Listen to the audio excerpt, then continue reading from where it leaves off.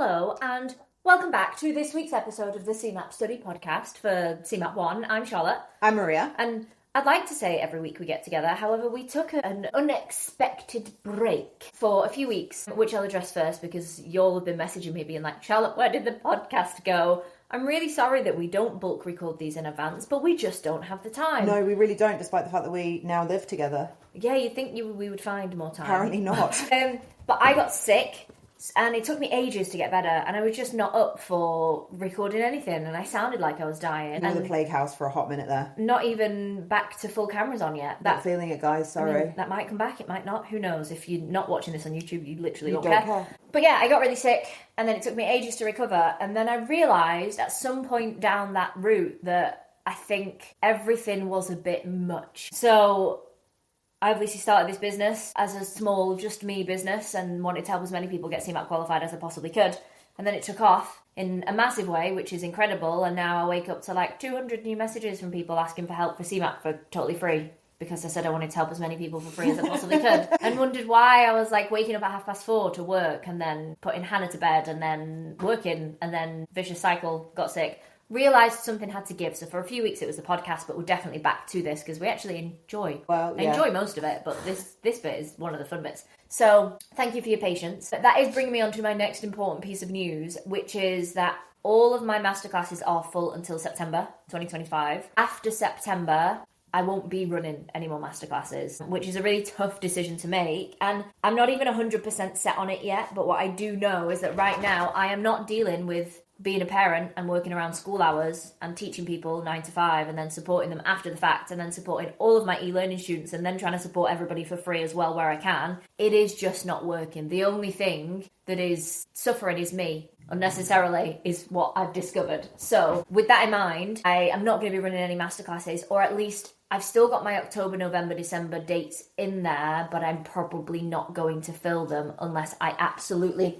have to. Bandit just tried to drink my iced coffee. Oh, that is one dog that does not need caffeine. I saved it. So for now, they're on hold, and the official notice is assume that those dates are not going to be running, because I wanted to build something different, which is the exciting bit of news is to say, whilst I won't be running the live courses, I've actually realised that the live courses don't work for everybody anyway, because the majority of people that message and they're like, cool, Charlotte, I have kids, I can't give you 9 to 5. And the hilarious thing is, I can't give those guys 9 to 5 either without loads of Maria's help, because you pick Hannah up from school, you take her to school. Which I love doing because she's a fucking hero. But it just as a business model. Yeah, as a business model, that's not why you started this. No. And you are, I mean, we've had quite a few soul-searchy conversations. And you do have the, at risk of calling you out on a public platform, the bleeding heart of wanting to help everybody do everything all of the time. Yeah. And this is one time where I think you need to readjust, because every single teaching week you get sick. You give so much, and that's why you're so good at your job, and that's why it's been so successful, but you've reached a breaking point. And Don't be nice, I'm going to cry, and I don't want to cry on the podcast. I think it's the right decision, and everyone you've spoken to about it agrees with you, everybody, and nobody is mad about it. And if you are mad about it, come and have a word with me. Get out my iced coffee. So yeah, this is the official notice that says my masterclasses... Oh, I actually was going to cry. Oh, I'm sorry. It was fine. My masterclasses won't be running from after September, which is already fully booked. But I am going to be releasing something different, which I'm going to be putting all over the website, and I'm going to be emailing out this Sunday if you subscribe to the website, which if you're listening to this, you probably are, and you will see it building, but it's basically something bigger and better than the e-learning package, but doesn't mean you have to take time off work to do it, and it doesn't mean that you have to spend 5 painful days with me to get through your exams. It is almost like an e-learning platform on steroids. So whilst the existing e-learning platform will still be there for everybody, and you will still get access to that WhatsApp group, and you can still drop me the occasional message, I'm gonna have a more hand-holding option where you can buy the e-learning package. You effectively get priority WhatsApp messaging to me, and bi-weekly drop-in sessions with me as well. So if you're somebody who wants to self-study in the evenings, but feels like you're going to lose your path, every other week you can jump on a drop-in session with me. He's such a good provider. And I'll help you with your accountability. I'll even do like mini teaching sessions. So every other week I'll pick a topic and be like, okay, I'll cover this in 30 minutes and you can come in and ask me questions. And if you're struggling or you're a bit lost, jump on and we'll walk through it. And they will be open to anybody that either has the e-learning package with the upgrade, which is actually not available to buy yet, but it will be hopefully in the next... Stay tuned. 2 weeks. Or I'm going to run it as a membership option. So I'm going to run it as if you bought the old e-learning package and you want access to it, you can pay £29 a month. Cancel it at any point. It also would open that up to people who are trying to self-study with the textbook. They can have a membership, they can cancel it at any point, but it means that they get support from me and they get the drop-in sessions over Zoom or what. I've not decided what platform I'll run them on yet, but... So it's basically almost like having a pocket coach. Yeah, it's pocket. Somebody actually told me to call it pocket coaching, and I thought that was a stupid name. And now that you've said it, Maria, I'm leaning more into it. So it would effectively be like a pocket coaching membership, and there's no minimum commitment. It's £29. If you don't feel like it's valuable, you can cancel your subscription, never speak to me again. That's fine. But that's the idea with it. So that's how everything's going to look. So if you're listening, we're recording this in May. Mid-May. There will be some changes. You'll see it on the website. You'll see it. Well, you'll see it everywhere. But I just wanted to get this out there now because I'm getting loads of messages to be like, Charlotte, why can't I book on a masterclass space? I'll take your December dates. That's why. Ultimately, I can't do it all anymore. So for now, it's the masterclasses that are being put in the bin, and I might bring them back. I might not. I haven't made that much of a decision yet. That's fine. We're just trying something new. I think any other business would employ somebody to teach, but the problem is people want me to teach, and I love teaching, but I just can't teach everybody. No, can't do it. So yeah, that was the really long-winded introduction to this episode, and actually now I think that we should probably jump straight on into it, Marie, if you wouldn't mind. Cue intro music.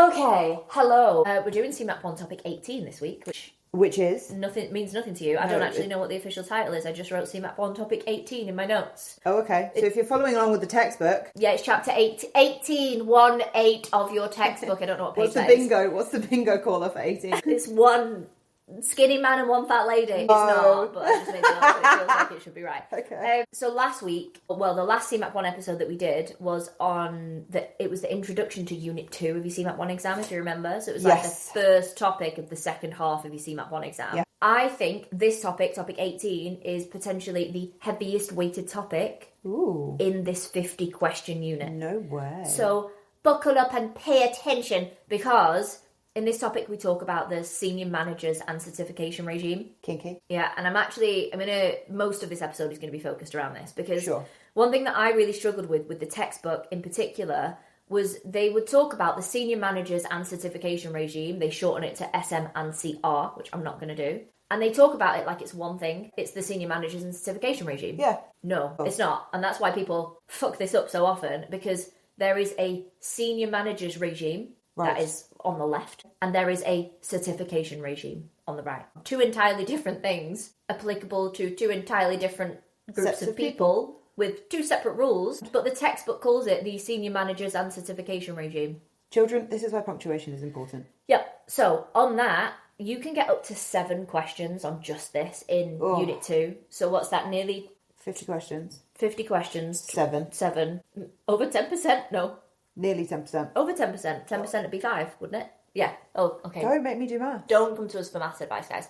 So that's the idea. We're going to talk about something called the Senior Managers and Certification Regime, but your first hack for this particular podcast episode is they are not the same thing. We are going to talk about first the Senior Managers Regime. Yep. And then the certification regime. Got it. So if we start with senior managers, I think it's good to give a little bit of context. I wish we had the video on, because what you can't see is we're currently drowning in sausage dog mixes. Yeah. So we have the senior managers regime. This is a bunch of rules that applies to senior managers in financial services. That's in its dumbest form. But I think understanding why we have this is probably helps people understand. Yes. So do you remember the financial crisis? Who doesn't?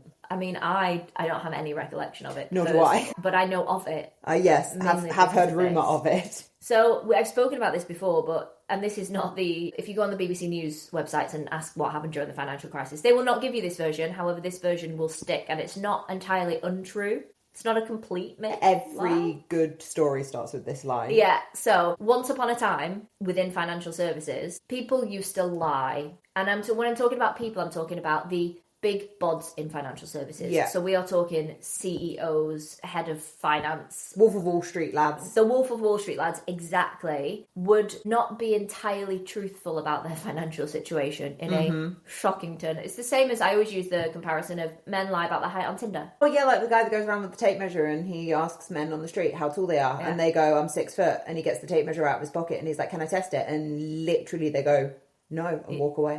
Exactly that. Cool. So they lied about their qualifications, their height, their everything. No, well, okay, they lied about their numbers. Okay, yeah. So if overinflated them. Exactly. If you imagine that you are a top bod for a massive banking firm and you know that your bonus, which is going to be loads of money, is dependent on the performance of the company. Yes. One day you wake up and you realise that the performance of your company from a numbers perspective is kind of not where you want it to be. Yep. And that's going to impact your bonus. Yep. Back in the day, what you could do was just move the numbers around a little bit. What? Just, if you're the person that's reporting those figures, yeah, why not? Who else is going to know? Lucan has feelings about it. Yeah, if you can hear the whining, that's the sausage dog. The problem that we had was, let's imagine you did it for the bank that you worked for. I then wake up in the morning and I'm looking at all of the banking information in the newspaper. You can tell I've got a well good understanding of this. And I realise that your business is doing loads better than my business. Yeah. So I go, well, if I just move a decimal place, nobody's going to know.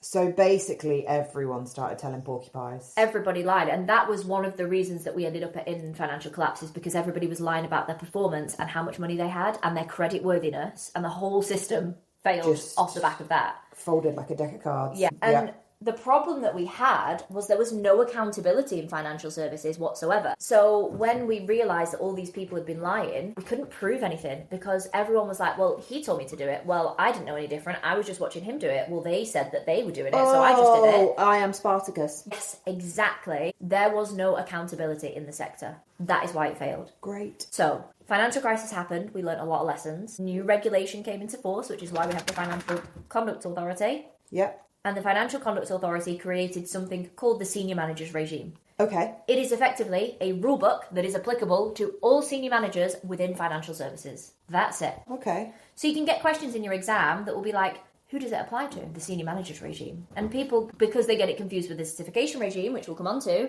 they get that question wrong. As long as you know that it applies to senior managers, you will be absolutely fine. Sound. Now, there are, I think, 8 roles that constitute as senior management roles in your textbook. I don't remember them all off the top of my head. There's like chair function, head of compliance. That makes sense. CEO, director, CFO. COO? Maybe. Are you going to be asked in the exam for a list of You do need to know them. Okay. However, I believe from some sources that the question that you very often get asked in your exam is which one of these would not be classed as a senior manager. Ooh. And I actually think the answer is HR manager, not a senior manager. Whilst they are a manager, their job... For the purposes of this. But it makes sense. If you think about what a HR manager does versus what, I don't know, your CEO or head of compliance, they are business functions. Yep. Yes, HR is a business function, but it is people business. Exactly. Not finance business. Exactly. So HR is stop trying to touch each other without consent. CEO is stop touching numbers without consent. Yeah. Oh, there you go. That's a really good way of thinking about it. I'm really sorry the sausage dog is currently squeaking at the back door. You've been out. No, come here.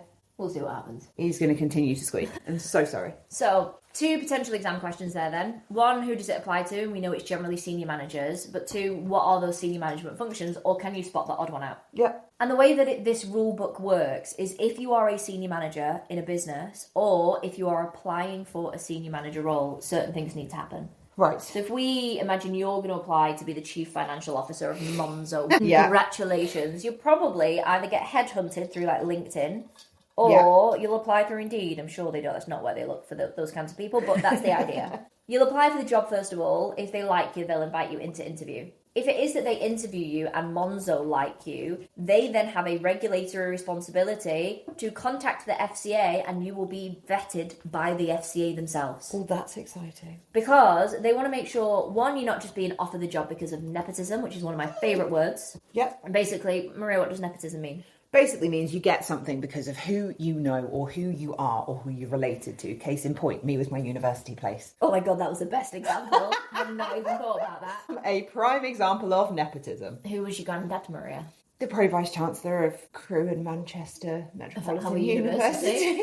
Which totally explains when you were submitting a dissertation, you got a picture of yourself submitting a dissertation stood on the dissertation desk, and I was like, no other fucker would get away with that.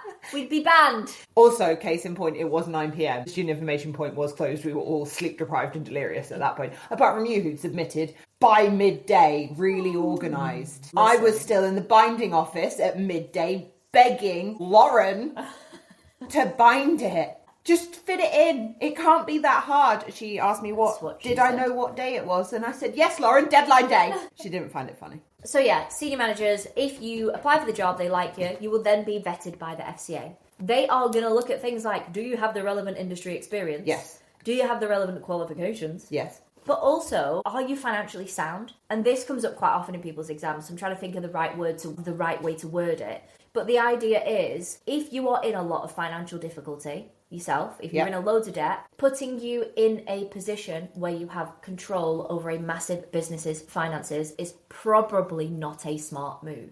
Yeah, that's fair. So they will generally do like a credit worthiness check. They might look at bank statements. They might look at pay slips. Guys, for any of you who are applying for jobs within financial services, it's very common for them to ask you for bank statements and pay slips, which for 99% of people is fine. But then there's always 1% of my students that ring me because they have a boyfriend or girlfriend that whenever they transfer the money for like the dinner last night, they put a dirty... I'm pretty sure I just... £30 for a blowjob, and they ring me in a mad panic being like, Charlotte, they've offered me the job subject to checks, and now I've got to give them my bank statements, and my boyfriend's been putting sexual favours on my bank statements. Oh my God.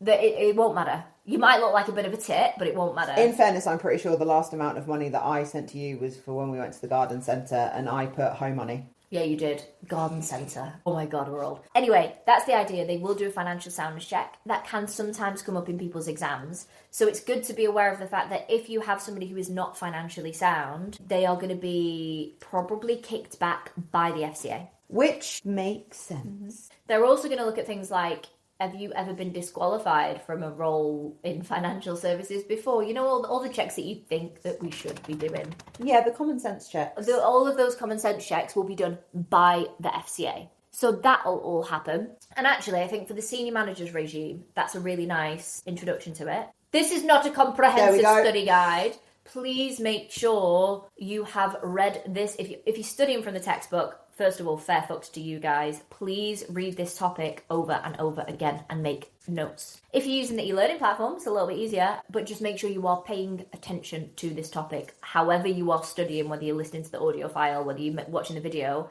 whatever you're doing, just stay on the ball with this because it's so heavily weighted in your exam. And that's all I'm going to do for the senior managers regime. The other thing we're going to talk about is something called the certification regime. So, as I said, not the same thing as the senior manager regime. Totally different, except it is still a bunch of rules that will apply to a certain group of people. So, where the senior managers regime applies to senior managers, the certification regime applies to everybody else that works in financial services that can have an impact on customers. So, if I said to you, Maria, an insurance claims handler... Yes. Would their job have an impact on customers? Yes. Why?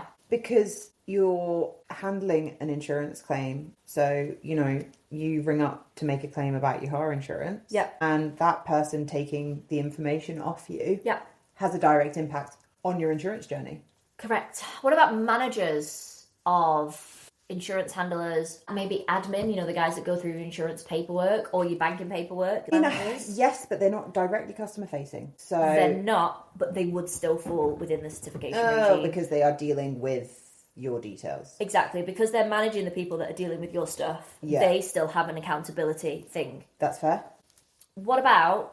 So we used to work, for context guys, we used to work in a call centre for an insurance company once upon a time, many, many, many moons ago. And there was the ladies that worked on the reception desk that would just give you a new fob if you'd forgot your fob. And oh, no. So why would they not fall into this certification Because they don't regime? deal with customers. They don't deal with paperwork to do with customers. They literally deal with staff of the insurance company. What about parking attendants for that building? There weren't any. And no. Or security staff for that building? Again, no, because they don't have any interaction with customers unless they angrily turned up on site, which some threatened. Exactly. Even if So let's say this is a bank. So forget about where we worked. If we said this was a bank and you had somebody on the front desk that was like, hi, how can I help today? Just go over to Bay 3. If they are not taking your details and handling your data and having anything to do with why you are in the bank, if they are just the smiley person at the desk, they don't come under it because, okay, they can give you bad customer service and piss you off, but they're not going to financially detriment you in any way. So they wouldn't count. So sometimes you can have people who are customer facing, but they're not handling your details. Like security staff in a bank. Impact your experience, but they are not going to impact you financially. So they wouldn't fall under it. So anybody that is handling customer data or impacting clients in any way falls under the certification regime. And the idea is the same in a sense of they have a certain set of rules and a code of conduct that they have to follow. Senior managers also have a set of rules and a code of conduct that they have to follow, but theirs is way heavier than the certification regime because we're lower down the scale. So ultimately, accountability ends with senior managers. Senior managers can go to prison if they don't follow the senior managers regime. Ooh. They can be sent to prison for up to 7 years if they don't do that. That will possibly come up in your exam. Sentences. So it's important to be aware of the fact that the book stops with senior manager. Everybody has some level of responsibility. Yeah. So if we work down the chain, senior managers at the top, then it is the certification regime, everybody else that impacts customers underneath. And then you have that bottom bay of customers that we just spoke about. So dinner ladies, reception staff, security staff don't really impact customers. They are classed as ancillary roles. I don't know if you've ever heard that word before. I hadn't heard of it until I read it in the textbook. But I believe it was, and correct me if I'm wrong because the internet loves a good correction. I believe it was a Latin term and it was used with the Roman legions. Oh, of course you would nerd out at that. Thank you for that. You're welcome. Contribution. So if you can't remember it, it's all the add-ons to the Roman legions. They do not need to. They'll have rules like don't touch each other or whatever those rules are. Yeah. But they aren't governed by the same set of rules. Exactly. So, and I think again that's a good introduction to a massively heavy bit of this topic. Yeah. I probably maybe boxed off 5 exam questions just in that bit that I've been talking about. So if you weren't listening or paying attention, go back and listen to this episode again. That would also not do bad things for my, listens, views, whatever you want to call it. Yeah. And the last thing I wanted to talk about, because I'm conscious of the time, is training and competency rules, because everybody will get this question at least once in their exam. They just word it in 2 different ways. So there's this, within financial services, you have to be classed as competent in your role. To be a mortgage advisor, you have to have CeMAP. But it doesn't stop with CeMAP. Yeah. You have to do regular training. It's called CPD, or Continued Professional Development. You will know about this if you've ever worked for any financial firm. They ring you and they say, you need to do this new e-learning module on money laundering and you need to do it before the end of next week. And then they bitch to you when you don't do it. Yeah. Everybody has to do them. Nobody really understands why. It's actually because of the certification regime, because you have to be certified as competent in your role. Okay. And the exam question that you get is, how often do you have to undergo what they call your competency status? Or they can sometimes call it your fitness and proprietors. I don't know why they phrase it like that. So how often do you have to recomplete your competency training, or how often does your fitness and proprietors, which might not be a word, have to be checked? It's 2 ways of phrasing it. Either every 12 months or at least annually. Means the same thing. Same thing. But they phrase it in 2 different ways in your exam. They do like to phrase questions to trip you up. They make you work hard. Mm-hmm. So if you don't initially understand a question, take a second and reread it, then have a look at the answers. Reread the question before you look at the answers, because 9 times out of 10, if you've done the work, the answer is floating around in your grey matter. You just need to give yourself a second to process it through. Exactly that. So it could be a question along the lines of, Lucan, the sausage dog, underwent his competency training in May of 2024. By what date at least does he need to recomplete that training? So if we know it's 12 months, we go, okay, he needs to recomplete it before May 2025. Yeah.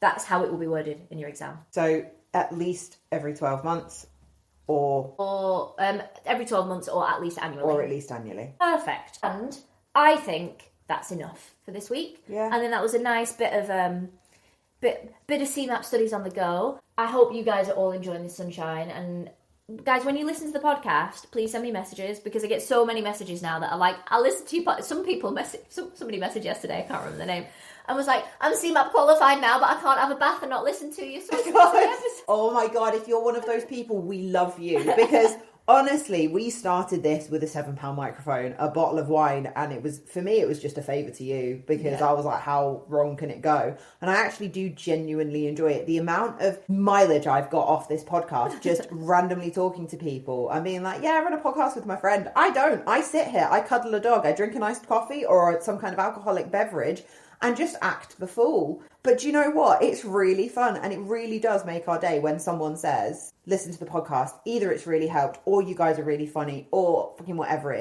is. Yeah. It really does cheer us up. It's like when I was on that one-to-one the other day. I was on a one-to-one with a student from a masterclass last week, and Maria had walked past to go out, and she was like, is that Maria? And I was like, yeah, it is Maria. She was like, hi Maria, I listen to you all the time. It's so funny, because I hear about you guys from Charlotte. She will tell me about, you know, when she has a masterclass, what you guys don't get to see is how much she agonizes over each and every one of you. You are like her little chicks. And we will sit at the dinner table and she will be like, I'm really worried and I think they need more support, and I'm happy to, you know, I'm going to jump on another one-to-one with them. I'm just going to drop a message in, and I'll be like, dude, it is 10:30 in the evening. Go the fuck to bed. You are wiped. And she's like, I'm just going to check in because I know they're sitting their exam. I just want to see how it's gone. You know, or someone will be sitting an exam at 6 a.m. She'll set an alarm and she'll get up. And she'll make sure that she's checked in with that student. She'll have a one-to-one at 4:30 in the morning because you're a fucking lunatic. It's partly because I care and partly because I offered 100% money back guarantee. So no, it's not that. You wouldn't have done that if you didn't care. No, I do care. Yeah,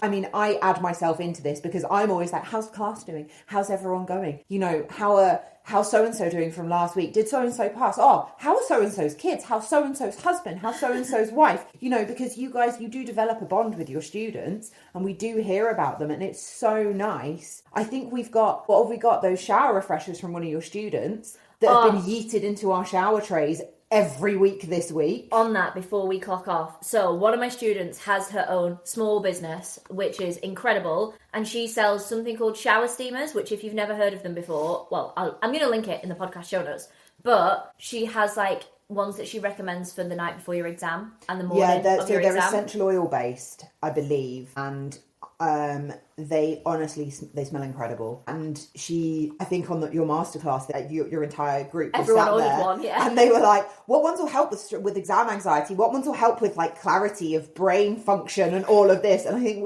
did we get the relaxing ones? Yeah. We got the relaxing ones, and honestly, they're so good. They really are. Yeah. So I'm going to link it. Shout out to Joanne, who by the way passed CeMAP 2 and 3, both on the first go, 2 days after sitting a masterclass. Hero. While she's got a small baby and her husband is working abroad, so she gets a special shout out. Because that is intense. And that is it from us for this week. Thank you so much. We are going to now attempt to record more episodes all on right now. We're not going to move from this sofa of which we are currently frequenting. Box off some content for you guys. And it is my aim to make sure that there is a podcast episode out every single week. So you can hold me accountable to that. If you've listened to this and then you can't find the next one, drop me a message because that helps. It really does. And that's it from us. Thank you so much for listening. Please leave us 5 stars, give us a thumbs up, subscribe, do all those fun things. Go and check out all my free stuff, all of which will be linked below. And yeah, thanks so much, guys, for being here. And we will catch you next week. Cue outro music.